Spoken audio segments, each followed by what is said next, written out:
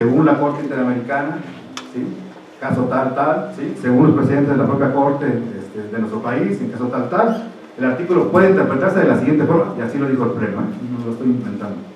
El matrimonio es un contrato civil por el cual dos personas de igual o diferente sexo se unen en sociedad para ayudarse en la lucha por la existencia. ¿Qué le quitó?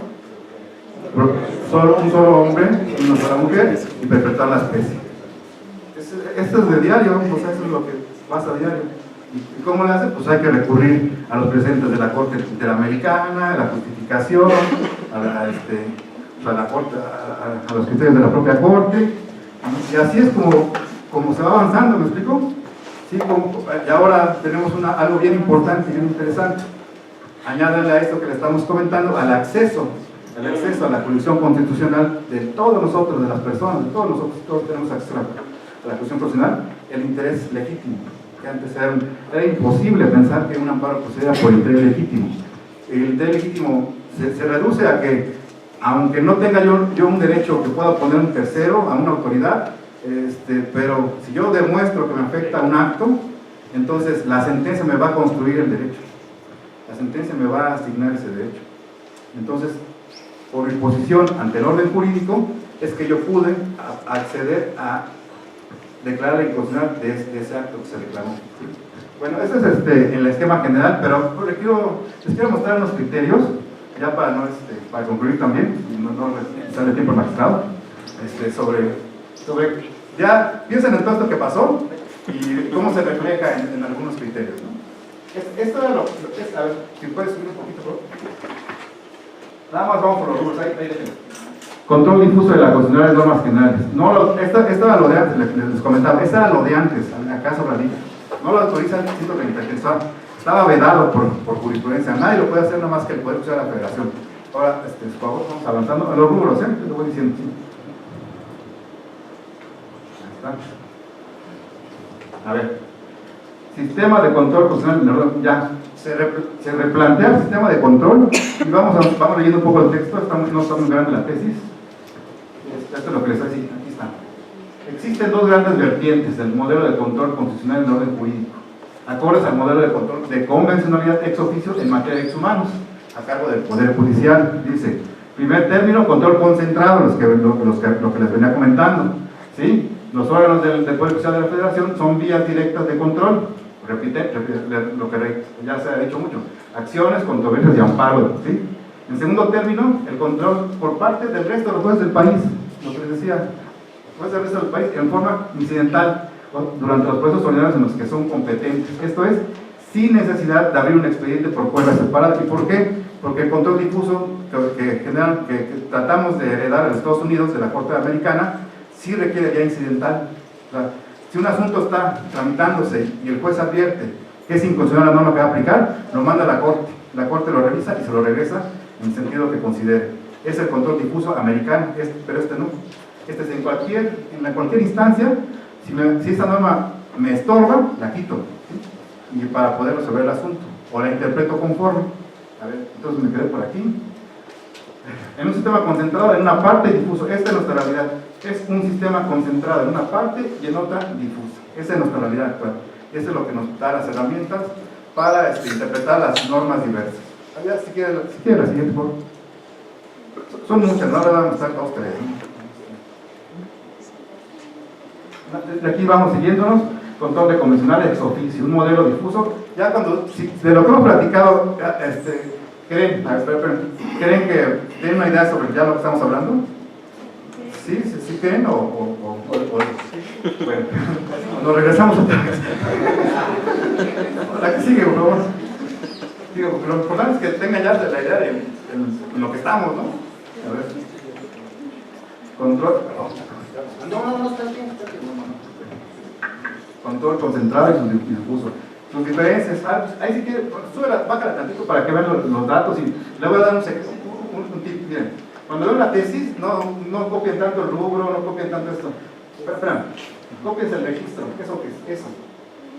Copiense el registro, la buscan con registro en el semanal judicial y desaparece la tesis. Con eso, para que no esté que el rubro, que esto, que el otro, el registro. Ya si la quiero, por favor. Bueno, ya controle y concentrado sus diferencias. Ahí lo pueden ver. Seguimos bajando, seguimos bajando.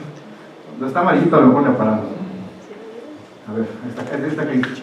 Más abajo, más abajo. Eso es importante, le voy a decir por qué. A ver, pues sube tantito. Ahí está. Miren, esto se refiere a la interpretación conforme del párrafo segundo del primero constitucional derivado de las reformas en materia de derechos humanos. Y dice, en términos generales, ustedes han escuchado lo que es la interpretación conforme, interpretación pro persona, antes le llamamos pro homine, ¿sí? Esa interpretación aquí está en el segundo y tiene sus reglas. Conforme en sentido amplio significa que los jueces del país, al igual que todos los demás autoridades del Estado, deben interpretar el orden jurídico a la luz y conforme a los derechos humanos reconocidos en la Constitución y los tratados internacionales. Ese es paso 1. Paso 2, si lo estoy bajando, el B. Interpretación conforme en estricto sentido. Ya iban 2 interpretaciones conformes, en estricto sentido. Lo que significa que cuando hay varias interpretaciones, los jueces deben, partiendo de la presunción de constitucionalidad de las leyes, preferir aquí la que hace a la ley acorde con los derechos humanos. Y un poco más abajo, la C. De no pasar ninguna de estas dos, o sea, ni me sirve la amplia, ni me sirvió la en estricto sentido, ¿qué tengo que hacer? Inaplicar la ley. Cuando las alternativas anteriores no son posibles. Lo anterior no afecta o rompe con la lógica de los principios de división de poderes y del federalismo, sino que fortalece el papel de los jueces al ser el último recurso para asegurar la primacía y aplicación efectiva de los derechos humanos establecidos en la Constitución y en los tratados internacionales de los cuales el Estado mexicano sea parte. A ver, le voy a poner un ejemplo. A ver. Hay una ley del ISSSTE, ¿no? De la ley anterior, no la nueva, la ley anterior. Un artículo, creo que es el 51, establecía varios tipos de pensión por viudez, por jubilación, etcétera, etcétera, ¿sí? Una persona tiene su pensión por jubilación y fallece su cónyuge, ¿tendrá derecho a la pensión por viudez? La ley del ISSSTE dice que sí tiene derecho, pero también el propio artículo dice, pero aunque tengas 2 pensiones, tendrás el tope de 15 salarios diarios mínimos. Entonces, ¿cuántos sean los afectados? Pues ¿por qué? Si son 15, si son 2 pensiones de diferente origen, ¿sí? Entonces, antes de que saliera la jurisprudencia, algunos tribunales llegaron bajo este esquema que vimos de inaplicación, a inaplicar el artículo, la porción donde le daba el tope de 15 días a la persona que tenía 2 pensiones y le ordenaba lista a través de ese acto concreto, o sea, les aplicaba la norma y decía, tienes derecho tanto a la pensión en su monto total por jubilación y su monto total por viudez, aunque se pase el tope que la propia ley establece. ¿Sí? Eso era antes de la jurisprudencia, algunos tribunales así lo han establecido. Entonces, es como operan estas herramientas que ahora tenemos en la vida de las personas. ¿Sí? A ver si puede bajar otra vez.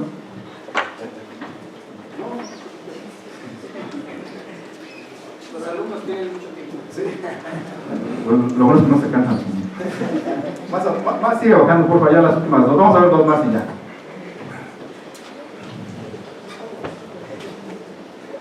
Miren, esta también es interesante. Súbele un poquito más para eso, para que puedan tomar el registro. Bájala tantito, por favor. A ver, ahí está, ya se ve el registro. Ahí está. Nada más el rubro, y lo vas bajando poco a poco. Ahí está el registro, por si quieren tomarlo. Y de todos modos, esto que le estoy poniendo, no sé si me autoriza la universidad, yo se los dejé ahí para que ustedes lo tomen, Si traen su unidad, ahí lo tomen. Bueno, todo se puede bajar a tantito, por favor. Ahí está, ahí deja. Control de regularidad constitucional ex oficio, fíjense. Los tribunales colegiados de circuito deben ejercerlo solo en el ámbito de su competencia. ¿Qué es el pleito? Es el pleito ahorita. ¿Por qué? Porque nosotros, bueno, los tribunales, nosotros, órganos del Poder Judicial de la Federación, conforme a nuestras formalidades, debemos ceñirnos a los principios, a las reglas, a la ley de amparo. Pero unos sí y otros no. Unos sí han podido en algún momento declarar la inconstitucionalidad, por ejemplo, no de la ley de amparo, sino del Código Civil, de un código tributario, ¿sí? De un código penal. Pero por esta especie ya no se puede. Entonces hay una cierta restricción a que no se pueda. ¿Por qué? en control de convencionalidad, porque acuérdense que cohabitan convencionalidad y concentrado. Entonces la acción es el amparo, pero en la acción de amparo parece que la Corte no quiere que se haga convencionalidad, ¿sí? Entonces lo único que puede hacer los órganos del Poder Judicial de la Federación, tratándose de convencionalidad, es controlar las normas que lo rigen en su actuación nada más, pero no se pueden meter a las normas que rigen el acto reclamado, o sea, el juicio, el expediente, ¿sí? Esto es lo que no puede hacer, lo que ahorita parece, porque es una tesis aislada, todavía no es jurisprudencia, pero es el criterio del Pleno. Entonces, pues bueno, es con lo que les digo, los acomodos de los criterios. Y empezó con una fiesta, una efervescencia, y se ha ido atenuando, se ha ido asentando. ¿Para qué? Para que esa protección o ese mayor beneficio que se busca en la aplicación de las normas sea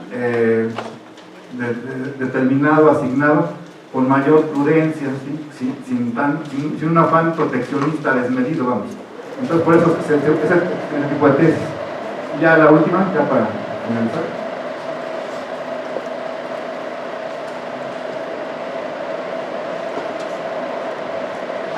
Esta misma.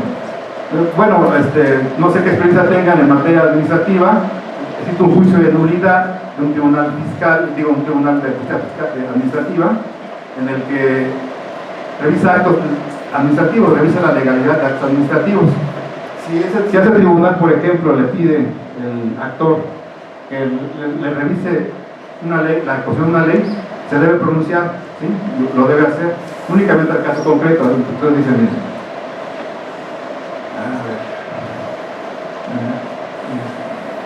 Si bien es cierto que acorde con los artículos tales de la Constitución Política de los Estados Mexicanos, las autoridades jurisdiccionales ordinarias, para hacer respetar los derechos humanos, pueden inaplicar leyes secundarias, lo que constituye un control difuso de su constitucionalidad y convencionalidad. O sea, alguien que va al tribunal fiscal, o el tribunal de justicia administrativa, va al tribunal y dice: este crédito está fundado en una norma que considero que es violatoria del principio de legalidad tributaria, de proporcionalidad tributaria. Entonces, bueno, el tribunal lo puede revisar y determinar sí y no al caso concreto, y si determina que es inconstitucional, tiene que declarar la inaplicación para el acto, ¿sí? Más para el acto. No es una declaración de inconstitucionalidad, es una inaplicación, pero que basada en lo que hoy tenemos como control difuso. Entonces, bueno, pueden hacer un control de constitucional o convencionalidad, pero le seguimos. También lo es que subsiste el control concentrado de constitucionalidad, cuya competencia corresponde al Poder Judicial de la Federación, ¿sí? Y entonces estamos cohabitando en estos sistemas, ¿sí? Y todavía no está definido nada, y bueno, se están definiendo ya ciertas bases, ¿sí? Cohabita control concentrado, control difuso, a través de convencionalidad ex officio. Y bueno, ya para finalizar, pues esto es una responsabilidad también como operadores jurídicos para todos nosotros, para tratar de dar siempre mejores argumentos, tratar de lograr la mejor interpretación de la ley, tratar a través del estudio, del ejercicio y también del servicio público, tratar de interpretar, darle contenido normativo, siempre pensando en que debe ser en lo que más beneficie a las personas, y es el compromiso de todos nosotros, para que tengamos al final de cuentas una sociedad con instituciones jurídicas más claras y que no haya abusos, incluso hasta de los propios medios de control de la constitucionalidad. Bueno, por mi parte, espero que no haya sido satisfactorio para ustedes. Para mí fue mucho. Muchas gracias.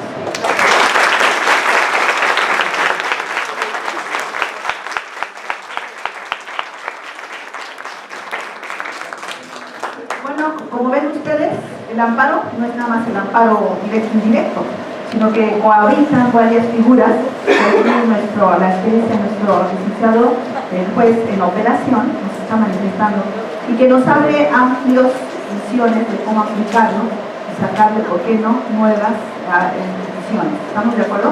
Ahora toca el turno al señor magistrado. Voy a leer brevemente su experiencia, su currículum. Licenciado Manuel Rojas Fonseca, licenciado en Derecho de la UNAM, de la Universidad Nacional Autónoma de México, cuenta con especialidad en el Instituto de Especialización Judicial de la Suprema Corte de Justicia de la Nación. Ha sido catedrático de la Escuela Libre de Derecho, en el curso básico de formación y preparación de secretarios del Poder Judicial de la Federación.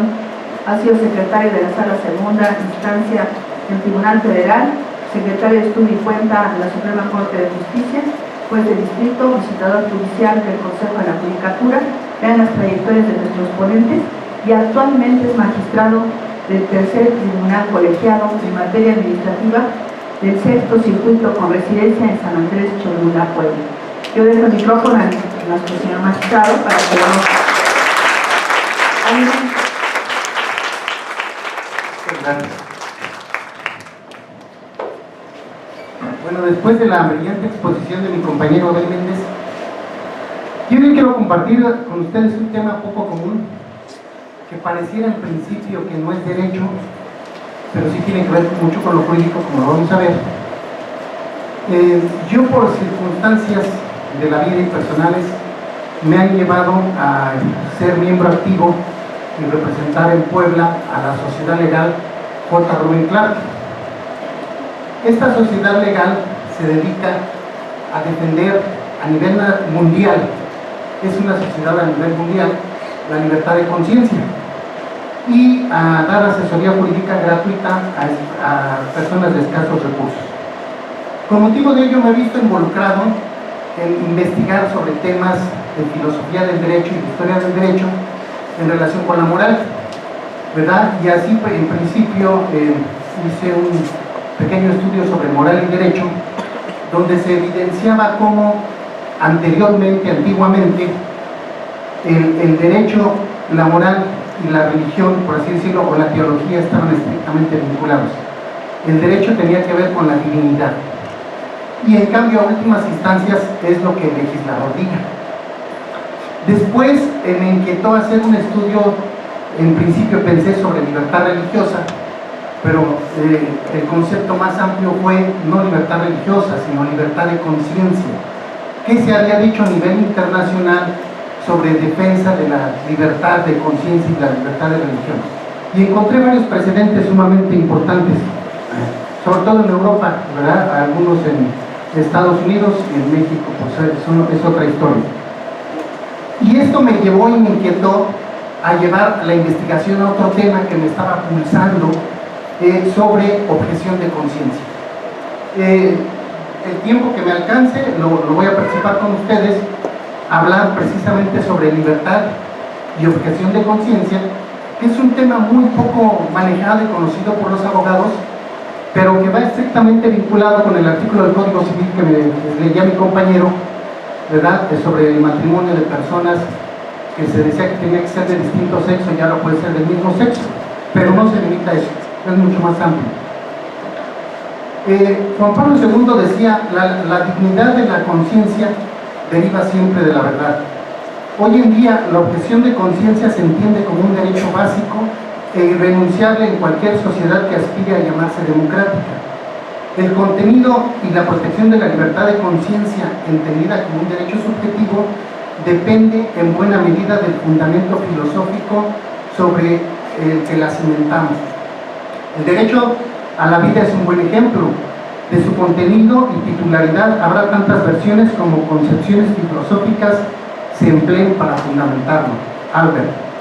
Así, quien entienda que la vida es un don de Dios y por lo tanto un bien jurídico indisponible del que son titulares todos los seres humanos, concebirá el derecho a la vida de una forma completamente distinta de quien entienda que la vida es propiedad de cada cual y por lo tanto un bien disponible, cuya conservación deja de tener sentido en la medida que deje de cumplir determinados estándares que cada uno es libre de fijar: posibilidad de desarrollarse autónomamente, capacidad intelectiva y volitiva, etc.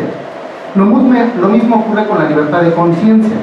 No puede significar lo mismo para quien entienda que la bondad y la maldad de nuestros actos no tienen más referente que nosotros mismos, que para quien entienda que esa libertad tiene que ver más con la búsqueda y el testimonio de una verdad moral preexistente, sin la que no tendría sentido ni la libertad de conciencia, ni el resto de los derechos humanos, ni probablemente la democracia misma.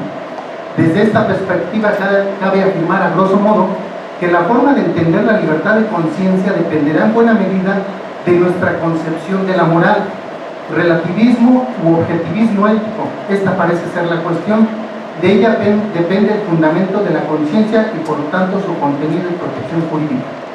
El relativismo es un sistema filosófico según el cual la ética sería una cuestión relativa de cada persona, relativismo individualista, o cultural, relativismo cultural, o de cada grupo social según su situación en el contexto de las relaciones sociales y económicas, relativismo sociológico. En cualquier caso, la consecuencia son las mismas o es la misma. Las realidades que se refieren al sentido profundo de la vida humana, personal y social, al bien y al mal, no serían válidas para todos los hombres. Paul. El relativismo, al negar cualquier posibilidad de objetividad, niega también la posibilidad de afirmar objetivamente que todo es relativo. Es prácticamente imposible ser relativista en serio. Por tanto, y concentrándonos en el ámbito de la moral, debemos subrayar que no se puede afirmar seriamente que el propio hombre sea la medida de lo bueno y lo malo, o que todas nuestras ideas sobre lo bueno y lo malo sean relativas a él. También esta sería una tesis relativa. El relativismo ético, lejos de favorecer la libertad de conciencia, termina por reducirla en exceso o sencillamente en eliminarla. El análisis de la seguridad jurídica nos ayudará a demostrar que sin una superación del relativismo ético, la libertad de conciencia se verá constantemente amenazada. La opción de la objetividad de la ética tampoco es un camino exento de problemas.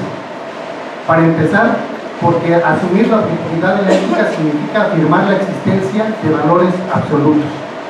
Nuestro planteamiento de la libertad de conciencia se caracteriza por dos rasgos fundamentales. Primero, la desvinculación entre libertad de conciencia y relativismo ético, haciendo descansar la libertad de conciencia sobre la objetividad moral. Segundo, la vinculación entre objetividad y diversidad moral. La conciencia moral. Es importante clarificar la noción misma de libertad de conciencia. Su significado depende fundamentalmente de lo que entendemos por conciencia. Cuando hablamos de libertad de conciencia, resulta obvio que nos referimos a la conciencia en sentido moral y no psicológico. Este consenso desaparece cuando nos adentramos en el problema de la libertad de conciencia. Para empezar, cabría preguntarse, ¿libres en qué sentido? ¿Qué significa ser libre en este contexto? ¿Debemos seguir a nuestra conciencia en cualquier caso? ¿Es posible que nuestra conciencia se equivoque? ¿Acaso lo primero que llama nuestra atención cuando hablamos de libertad de conciencia es que esta expresión nos coloca en una característica fundamental de nuestra experiencia moral, su dualidad, medida?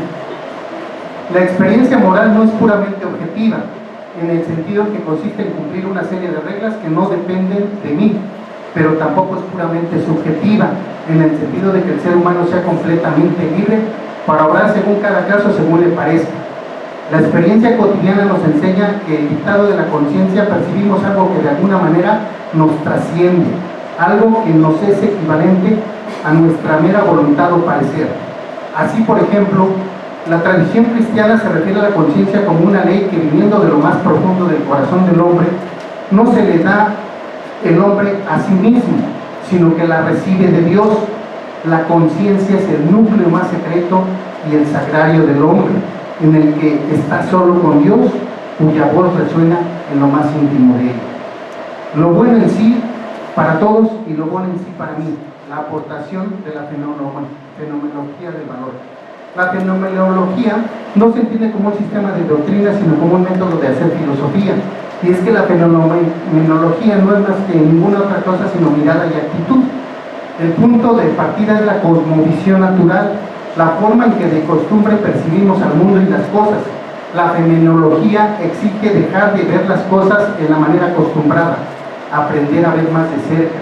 Este conocimiento nos permite comprender nuestra vida moral, ya que ésta se desenvuelve a lo largo de un sinnúmero de experiencias axiológicas a través de las cuales vamos construyendo nuestra peculiar escala de valores. De esta forma preconsciente, los valores vividos determinan nuestra personal captación de lo moralmente relevante.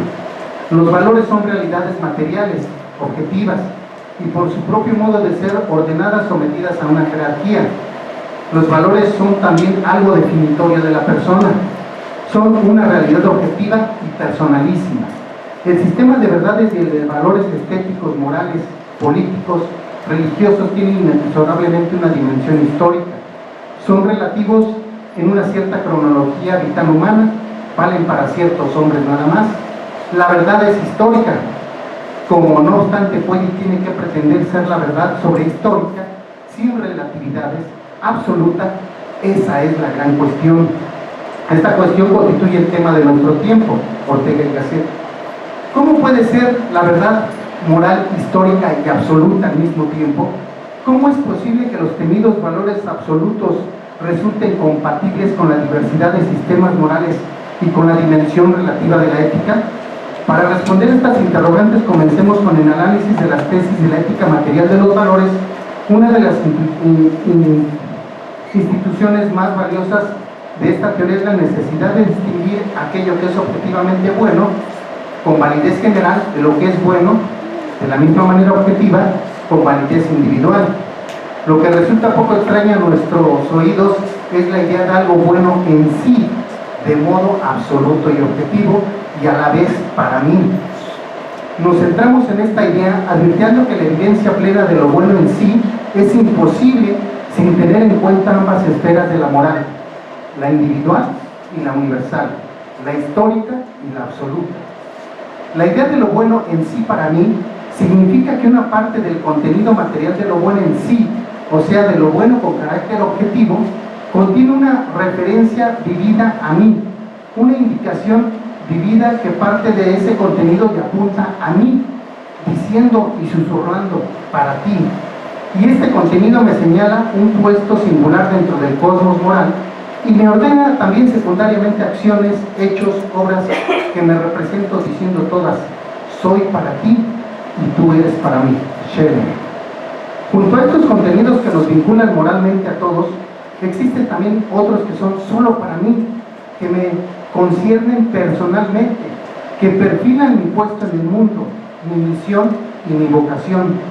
Precisamente porque existe lo bueno en sí con carácter objetivo, es necesario que cada uno de nosotros lo perciba desde una perspectiva diversa, desde la que se podrá lograr una visión distinta de lo bueno en sí.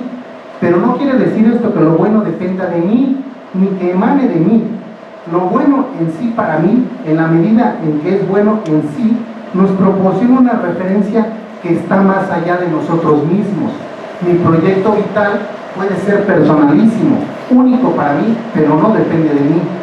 La persona no es, por tanto, la fuente de moralidad. En cambio, es lo único que puede ser propiamente bueno. Es el depositario último de la moralidad, es el bien por excelencia.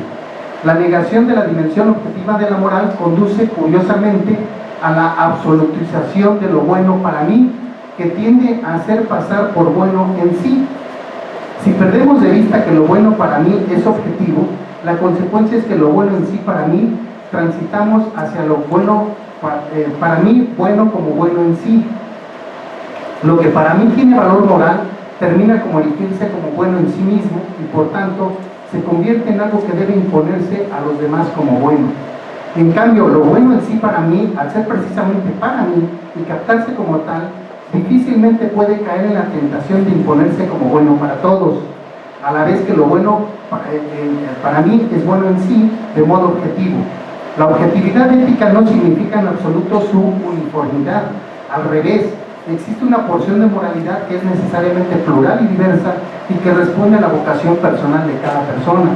La libertad de conciencia precisa fundamentarse en una concepción moral que nos permite reconocerla como algo bueno objetivamente, como algo que es debido a todos los seres humanos, pero también precisa fundarse en una concepción de moral que nos permite sostener la necesidad de respeto a la conciencia moral de cada cual, basada en la necesaria diversidad de perspectivas morales.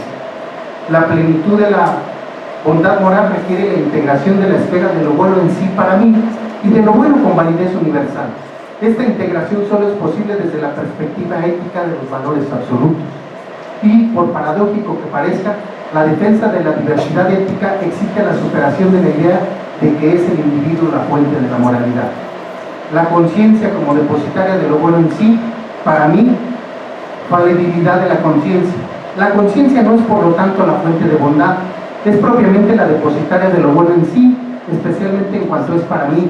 La conciencia no solo se ocupa de aplicar normas éticas generales al caso concreto en el obrar cotidiano del hombre, es también el órgano de aprehensión del bien de validez individual. Scheler. La conciencia me desvela aquella porción de la moral que solo a mí me corresponde entender. Empleo el término desvelar en el ánimo de poner de manifiesto que lo bueno para mí no es relativo a mí, sino objetivo para mí. Por eso no lo produzco ni lo creo, sino lo descubro o lo desvelo. La diferencia impide que la conciencia se entienda como el origen o la fuente de bondad o maldad de las acciones. La conciencia es depositaria de los valores morales, no la fuente de donde emanan. Precisamente la medida de lo bueno y lo malo tiene un término de referencia más allá de nosotros mismos. La propia conciencia puede equivocarse, es falible. Podemos constatar que la conciencia yerra en relación a un ámbito de objetividad moral que actúa como referente de sus juicios. Respecto a ese ámbito objetivo, nuestra conciencia puede fallar y por tanto nuestro juicio moral puede ser falso respecto a la verdad moral. Claro está que la conciencia no falla por error. En este sentido es útil traer a colación la sistematización realizada por la tradición del magisterio de la Iglesia Católica en cuanto a los distintos estados que podemos encontrar en la conciencia personal. Así cabe distinguir, por virtud de la conformidad del acto con la verdad moral objetiva, entre conciencia verdadera y conciencia errónea, y según el grado de certeza y de fuerza vinculante del dictado de la conciencia, entre conciencia cierta y conciencia dudosa. Por último, dependiendo de lo que a juicio tienda o no al bien, cabe distinguir entre conciencia recta y no recta, medina. Ahora bien, ¿cómo podemos entender la referencia a una verdad moral? ¿Existe la verdad moral? Podemos responder que sí, siempre y cuando tengamos presente que es una verdad que apega a contenidos morales válidos para todos y además a contenidos morales válidos para mí. Si realmente lo bueno en sí para mí, esto significa que habrá una porción de la verdad moral a la que podríamos denominar mi verdad, en el entendido de que se trata de una verdad objetiva, si bien válida para mí. Por esta razón la verdad dependerá ser por fuerza diversa en la medida que es una verdad sobre realidades diversas. Sánchez Magallón. En cualquier caso, lo decisivo es tener presente que la conciencia habrá de esforzarse en buscar la verdad moral objetiva, la que es igual para todos, porque es la verdad sobre lo bueno con validez universal y además la que es distinta para cada uno, porque es la verdad sobre lo bueno con validez individual. De esta manera especial, sobre esta última se debe hablar con pleno derecho de libertad de conciencia. Así cobran sentido las palabras de la dignidad de la conciencia deriva siempre de la verdad. ¿Qué es entonces la libertad en el ámbito de la conciencia? En el terreno moral, la libertad de conciencia tiene sentido, a mi juicio, en dos ámbitos. Primero, en tanto libertad para traducir a mi circunstancia concreta las leyes morales de validez universal, que en cuanto a leyes serán siempre y con carácter necesario generales y abstractas.